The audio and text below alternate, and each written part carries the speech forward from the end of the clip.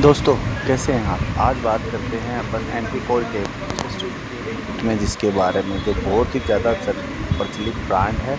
Cipla company का है चेस्टन cold. ये कैसे कैसे काम करता है, आज अपन इसके बारे में बात करेंगे। चेस्टन कोल्ड के बारे में।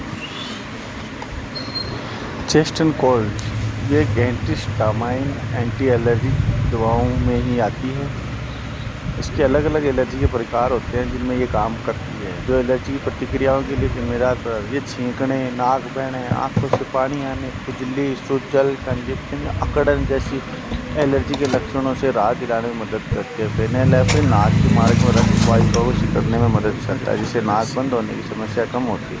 और पैरासीटामोल एक एनाल्जेसिक, दर्द से राहत देता है और एंटीपायरेटिक, बुखार कम करता है। तो ये आती है चेस्टन कोल्ड। ये ₹4.5 की टेबलेट आती है। दूसरे ब्रांड के मुकाबले और ये इतने ज़्यादा काम नहीं कर पाते जितना आज के टाइम में चेस्टन कोल्ड काम कर रही है। चेस्टन कोल्ड हर मेडिकल स्टोर पर, हर एक बड़े मेडिकल दी जाती है। बहुत ही अच्छा नया फार्मूला दिया है, बहुत ही अच्छा इसका रिजल्ट है। और इसके बारे में और बात करें तो देखो, इसकी स्ट्रिप आती है, ये 10 की स्ट्रिप आती है, ₹43 की आती है।